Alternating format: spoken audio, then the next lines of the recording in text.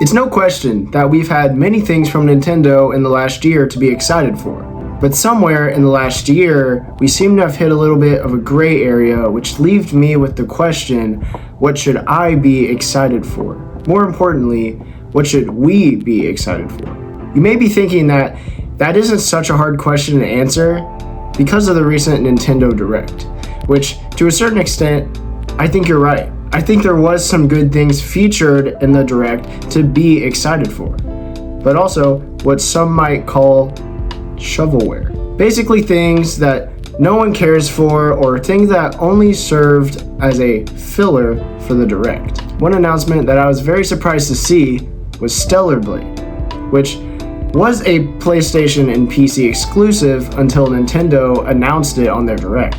It is so refreshing to keep seeing support from third-party developers on the Switch too. This is certainly one that I was not expecting to see, and I'm curious to see how it holds up on the Switch. A few other honorable mentions to Dragon's Dogma 2 and to Orbitals. What's nice about Orbitals is that it is a console exclusive to the Switch 2, but it isn't made by Nintendo. The exact same situation to the Duskbloods, if you know what that is, which I'll get into.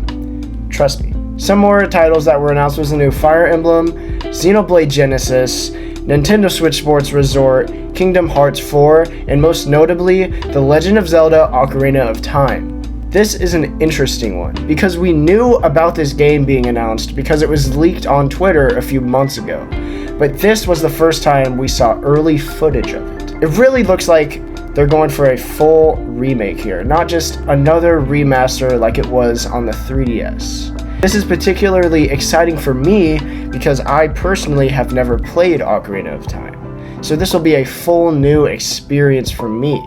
Even if you have played this game before, it looks like it's bringing the same story that Zelda fans know and love, but hopefully giving us more of a new and fresh feel. I'm curious to see how this game runs on the Switch. Will we be able to get the full 4K 60 FPS, or will it be limited in some way? I think that Nintendo has an opportunity to make something special to make the way for more remakes in the future if things go well with this one. If you can see in the title, it is just named The Legend of Zelda Ocarina of Time, not The Legend of Zelda Ocarina of Time remake or remaster. So I really hope that it just sticks to how it originally was, but just told in a better way and through a new look. We don't know too much about it right now, but I have high hopes for Nintendo. Don't mess this up, but I am excited. Going back to Xenoblade, it's really great to see that we're getting an upscaled Switch 2 version for each of the Xenoblade Chronicles games on the Switch. I haven't played these either, but I do know that they looked and ran pretty rough on the Switch 1, so it's nice to see some improvement here. The only issue I would say from a personal standpoint is now individually these games are $70. On the other hand, Xenoblade Genesis looks absolutely gorgeous from the footage that we saw. It kind of reminds me of how Monster Hunter Stories 3 looked on the Switch when that released back in March earlier this year.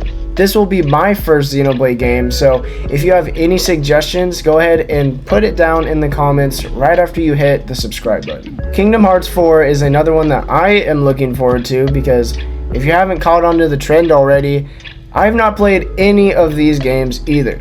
What is particularly interesting about this reveal was this Direct was the first place we have ever saw footage of Kingdom Hearts 4. Normally this type of announcement would be more commonly revealed in a PlayStation State of Play, but it was completely revealed in this Direct, which was really cool to see Nintendo do. This gives me hope that this game will run well on the Switch too. Of course it's made by Square Enix, which has an amazing reputation on the Switch 2 with games like Final Fantasy VII Remake Intergrade and Rebirth, which look really good and run really well on the Switch 2. We also found out that the new Final Fantasy Revelation game will be making it on the Switch 2 as well. It really feels like to me that the Switch 2's main third-party developers are Square Enix and Capcom, and I think that both of them have really mastered how to squeeze every ounce of power out of the Switch 2 as possible. I think that both of these companies have a bright future for the Switch 2. If you know anything about Pokemon games on the Switch, you know that they don't exactly look like what one might consider good. Unlike Square Enix and Capcom, I don't think Game Freak really ever found out how to make a game for the Switch. Taking into account that the power of the original Switch was around the power of a PlayStation 3, so they didn't have much to work with, but I don't really see that as too good of an excuse when games like The Legend of Zelda Breath of the Wild and Tears of the Kingdom are looking visually outstanding on the Switch. However, it seems that Game Freak may finally be getting on the right track here with Pokemon Winds and Waves.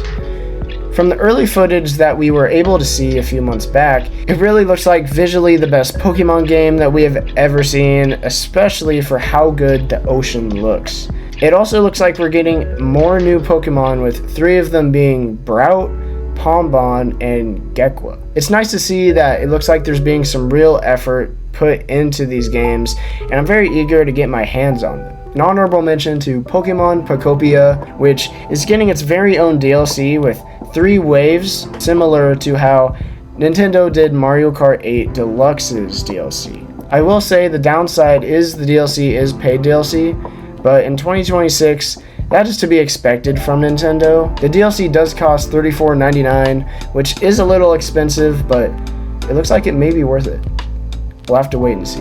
The Duskbloods is an interesting one to talk about because it is essentially what Bloodborne is on PlayStation, which was a full exclusive made by the company From Software. Back when the Switch 2 was revealed, Nintendo announced that the Duskbloods would be coming to the Switch along with Elden Ring Tarnished Edition, which gave fans, including me, a really good perspective on what the Switch 2 was going to be able to achieve and how much power it really had. In that same direct, Nintendo announced that Borderlands 4 was going to be making its way onto the system as well, around the time that the game would be launching.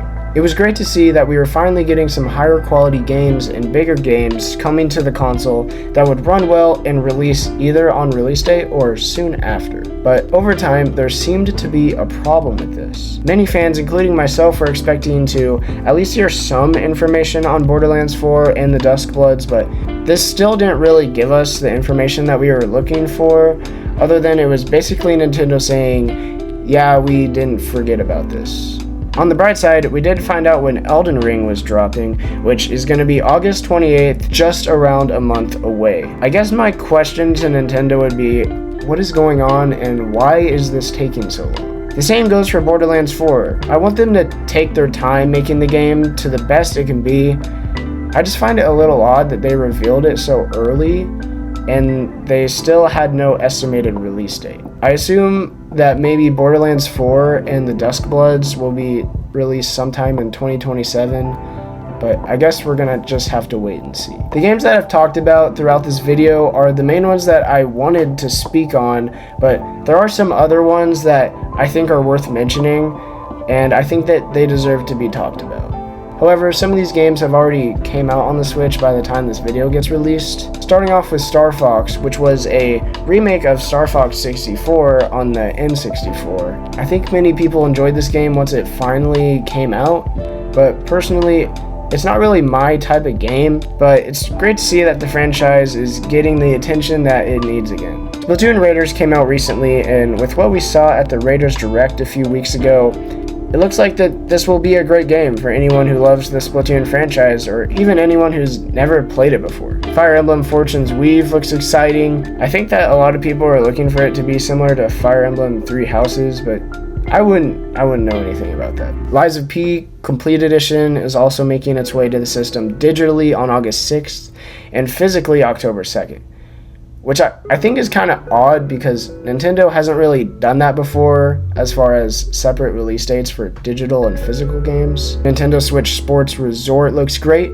It looks like we're getting 12 total sports, and one of them is thumb wrestling, which is something to be excited for, right? Metaphor ReFantazio is finally coming to the Switch as well, and I think that a lot of people are going to be excited for this one, especially with the release of Persona 3.